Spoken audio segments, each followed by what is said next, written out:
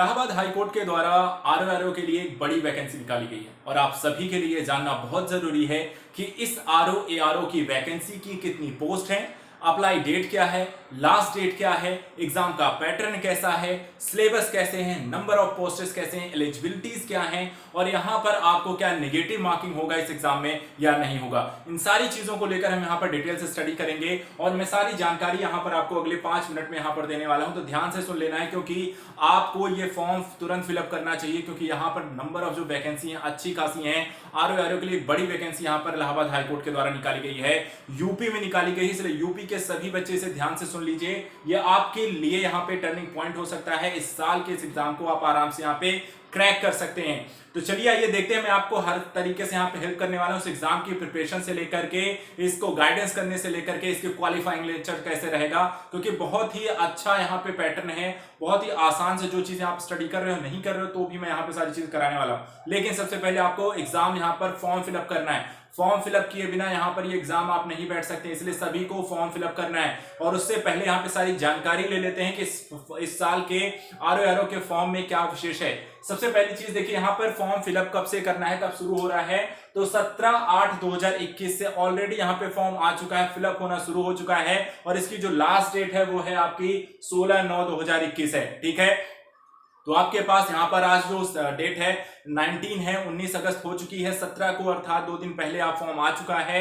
यहाँ पर आपको 16 सितंबर लास्ट डेट है, ध्यान रखिएगा। लेकिन लास्ट डेट में जाने तक यहाँ पर वेट नहीं करना है, अभी जाना है और फॉर्म को फिलअप करना है। जैसे जानकारी मिलती है तुरंत जाके, अगर मिल गई तो फॉर्म फिलअप कर लीजिए, नहीं मिली है तो अभी जाके फॉर्म फिलअप करना है। 16 तारीख इसकी लास्ट डेट है। फी एग्जाम जो होता है आपको पे करने की जो लास्ट डेट है वो 17 सितंबर है। 17 सितंबर को लास्ट डेट होगा एग्जाम को पे करने का, जो फी आपको पे करनी है 17 तारीख इसकी लास्ट डेट है।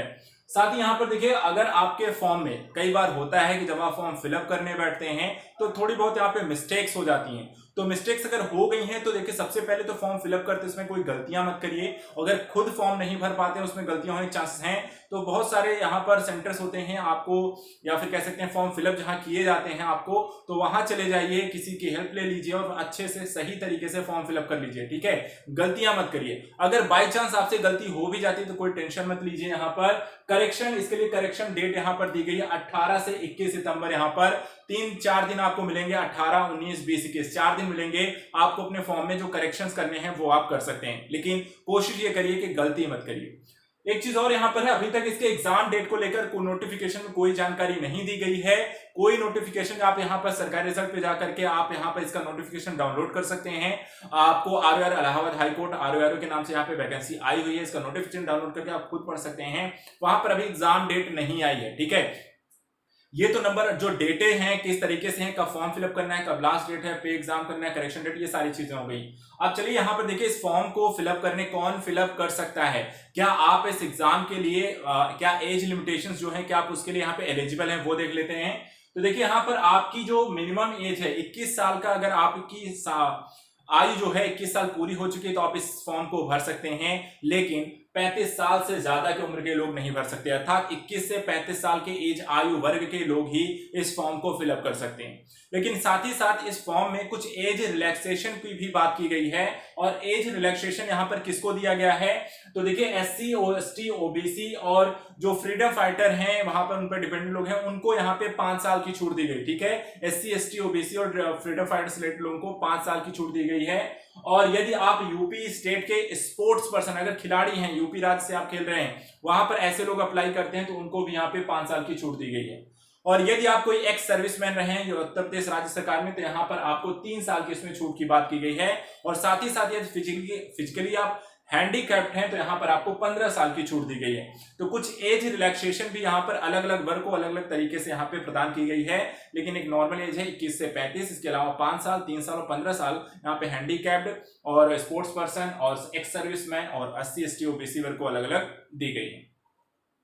इसके बाद नंबर ऑफ पोस्टेस कितनी हैं, देखिए आरओ को मिलाकर यहाँ पे 396 पोस्ट यहाँ पर जारी की गई हैं, जिसमें आरओ अर्थात समीक्षा अधिकारी के 46 पोस्ट हैं और असिस्टेंट से समीक्षा अधिकारी के यहाँ पर आपको कितनी है 350 पोस्ट है, टोटल 396 है, जिसमें आरओ की 46 और एआरओ की 350 पोस्ट है। अच्छी खासी संख्या में 350 396 टोटल पोस्ट है, बहुत बड़ी यहाँ पर है।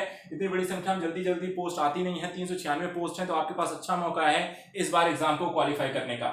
एक और एलिजिबिलिटी है, आपकी ग्रेजुएशन यहाँ पे कंप्लीट होनी चाहिए, ठीक है। ग्रेजुएशन आपका होना चाहिए, किसी भी आपको पढ़ा लिखा होना चाहिए, अर्थात कि ग्रेजुएशन आपको बीए बीएससी बीकॉम इस तरह की चीजें आपके पास डिग्री होनी चाहिए। दूसरी एक चीज और यहाँ पे मांगी गई है, कंप्यूटर की नॉलेज होनी चाहिए।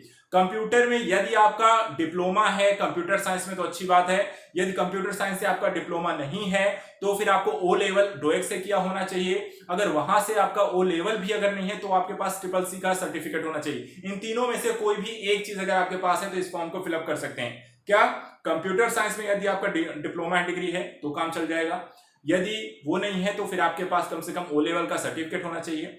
ओ लेवल का सर्टिफिकेट भी नहीं है तो फिर कम से कम CCC का सर्टिफिकेट होना चाहिए। इन तीनों से एक का होना आपके लिए जरूरी है आप इस एग्जाम के लिए। ये हो गया, आपको हमने यहाँ पे देख लिया तो पोस्ट, एज लिमिट, फॉर्म की वैकेंसी, डेट्स इत्यादि को और एलिजिबिलिटी हमने चेक कर ली। अब यहाँ पर देखिए जो आप एग्जाम देने जा रहे हैं उसका सिलेबस क्या है, क्या पढ़ना है, क्या छोड़ना है, किस तरीके का पैटर्न होगा, कितने नंबर का पेपर होगा, क्या सारी चीजें जानकारी क्या है, वो सब मैं आपको बता देता हूं। अच्छे से ध्यान से सुन लीजिए क्योंकि जब आप पढ़ने बैठेंगे तो यहां पर यही आपके लिए बहुत जरूरी है कि पढ़ना क्या है, क्या नहीं पढ़ना है, कितने नंबर का पेपर आने वाला है, ये सारी जो जानकारी है, ठीक है। तो एक एक करके सबसे पहले सिलेबस चेक कर लेते हैं। देखिए सिलेबस में अर्थात आपके एग्जाम में पूछा क्या जाएगा, तो इतिहास आपसे पूछा जाएगा, ठीक है, भारत का इतिहास पूछा जाएगा। भूगोल में आपको भारत एवं विश्व से संबंधित आपको भूगोल से रिलेटेड क्वेश्चन होंगे। इसके अलावा भारतीय अर्थव्यवस्था में ट्रेड व्यापार इत्यादि को लेकर क्वेश्चन होगा। भारतीय राज्य व्यवस्था पॉलिटिक्स रिलेटेड क्वेश्चन आएंगे। भारतीय राष्ट्रीय आंदोलन से रिलेटेड क्वेश्चन होगा। पर्यावरण एवं परिस्थिति से रिलेटेड क्वेश्चन होंगे। सामान्य विज्ञान फिजिक्स केमिस्ट्री बायो का क्वेश्चन होगा। भारतीय कृषि और संस्कृत से रिलेटेड क्वेश्चन होगा। जनसंख्या नगरीकरण, उत्तर प्रदेश राज्य विशेष से संबंधित सभी प्रकार की जानकारी, इतिहास, भूगोल, अर्थव्यवस्था, पॉलिटी, हर तरीके की जानकारी यहाँ पर उत्तर प्रदेश राज्य विशेष होनी चाहिए। इसके अलावा सामान्य हिंदी से प्रश्न आएंगे और साथ ही साथ यहाँ पे सामान्य अंग्रेजी से भी प्रश्न आएंगे जो कि ग्रेजुएशन लेवल तक के आपके क्वेश्चन उसमें पूछे जाएंगे। साथ ही साथ आपको कंप्यूटर की नॉलेज भी होनी चाहिए।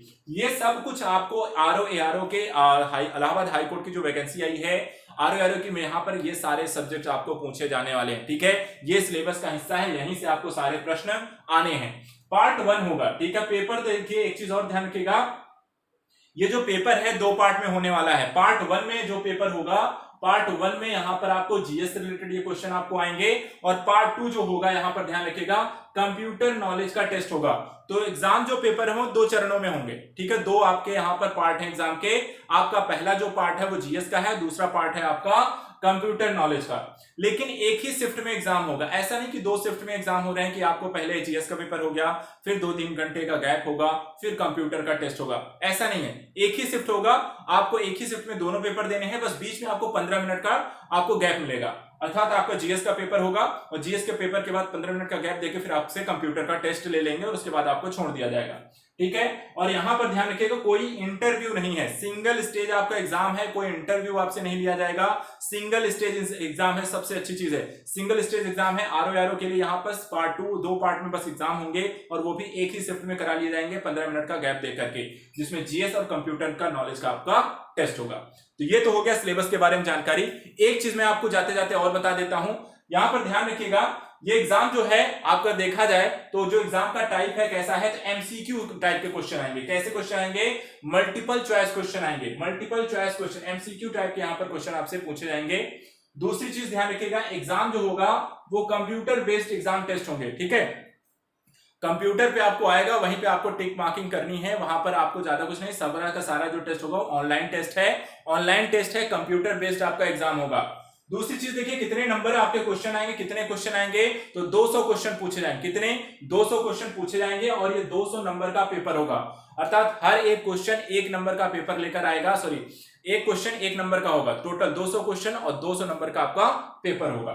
यहां पर ध्यान रखिएगा पेपर 3 घंटे का है। पेपर कितने घंटे का है? टोटल यहाँ पे 3 घंटे का ये पेपर होगा। तो जीएस का जो पेपर है वो 3 घंटे का पेपर है, 200 क्वेश्चन पूछे जाएंगे। इसके अलावा सबसे अच्छी चीज नो नेगेटिव मार्किंग, कोई भी निगेटिव मार्किंग नहीं है, ये सबसे अच्छी चीज, निगेटिव मार्किंग नहीं की गई है, किसी भी तरीके की नो निगेटिव मार्किंग है। और दूसरी सबसे अच्छी चीज, नो मिनिमम क्वालिफाइंग मार्क्स, किसी प्रकार का न्यूनतम नंबर जो है वो भी लेके आने की जरूरत नहीं कि जैसे बोल दिया कि 100 में 200 में आपको 100 नंबर लेके आओगे तभी आपको जांचा जाएगा, बाकी लोग बाहर हो जाएंगे, तो ऐसा भी नहीं है। मिनिमम मार्क्स नहीं यहाँ पे रखे गए हैं, ना ही किसी प्रकार के निगेटिव मार्क्स की यहाँ पर बात की गई है। तो ध्यान रखिएगा, मल्टीपल चॉइस क्वेश्चन है, ऑनलाइन आपको कंप्यूटर के माध्यम से टेस्ट होगा, 200 क्वेश्चन है, 200 नंबर का पेपर होगा, 3 घंटे में पेपर लिया जाएगा, नो आपको नेगेटिव मार्किंग है और ना ही किसी प्रकार का न्यूनतम यहाँ पे क्वालिफाइंग मार्क्स है।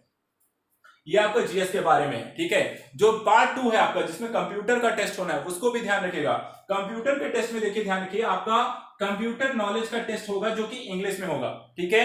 यहाँ पे जो पेपर आएगा, जो जीएस का पेपर होगा वो हिंदी इंग्लिश दोनों में होगा, लेकिन जो कंप्यूटर का पेपर होगा वो सिर्फ इंग्लिश में आपसे पूछा जाएगा, ठीक है। सिर्फ इंग्लिश में ही आपसे वो प्रश्न पूछे जाएंगे। साथ ही यहाँ पर जो मोड होगा वो होगा कंप्यूटर बेस्ड, इसमें भी होगा, कंप्यूटर के थ्रू ही आपको ये भी एग्जाम देना है। और यहाँ पर आपको मिनिमम मार्क्स लाने हैं जो है, ठीक है, मिनिमम आपको 50 नंबर का ये पेपर होगा, ठीक है। कितना? 50 नंबर का ये आपको टेस्ट होगा।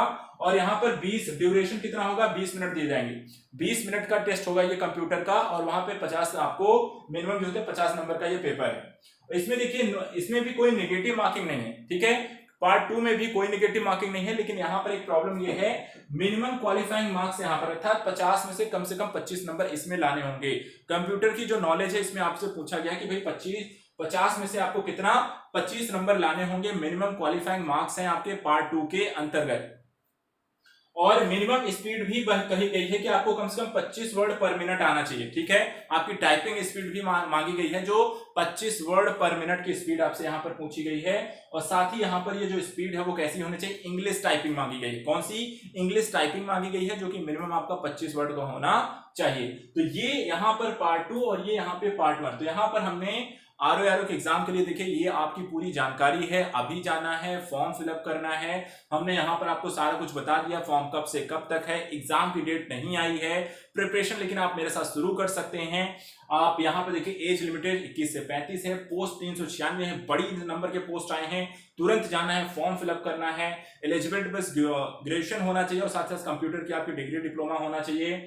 जीएस आप वही है, इतिहास भूगोल से यही सबको आपको पढ़ना है, प्लस कंप्यूटर, सामान्य हिंदी, सामान्य अंग्रेजी एक विषय वस्तु है जिस पर आपको थोड़ी मेहनत करनी पड़ेगी, अंग्रेजी अच्छी करनी पड़ेगी, क्योंकि यहाँ पे इलाहाबाद हाई कोर्ट में जो भी टेस्ट हो रहा है, जो भी चीजें हैं वो सिर्फ इंग्लिश में क्रियाविधियां हो रही हैं, इसलिए आपको इंग्लिश आपकी अच्छी होनी चाहिए और कंप्यूटर आपको आना चाहिए। बस इतना अगर आप कर लेते हैं तो ये एग्जाम आसानी से आप क्वालिफाई कर सकते हैं। बहुत जल्दी इस एग्जाम को लेकर हम यहाँ पर बाकी की डिटेलिंग करेंगे।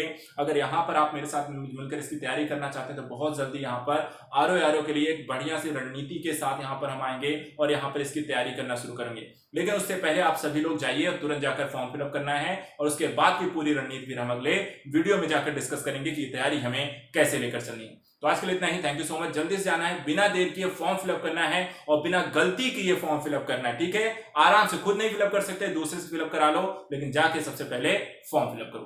तो इस बार सिलेक्शन लेना है, आरओ का भी यहाँ पर सबसे ज्यादा यहाँ पे सिलेक्शन लेके आना है। 396 पोस्ट में एक मेरी पोस्ट है, ये यहाँ पर हमें क्लियर करना है। तो आज के लिए इतना ही, थैंक यू सो मच।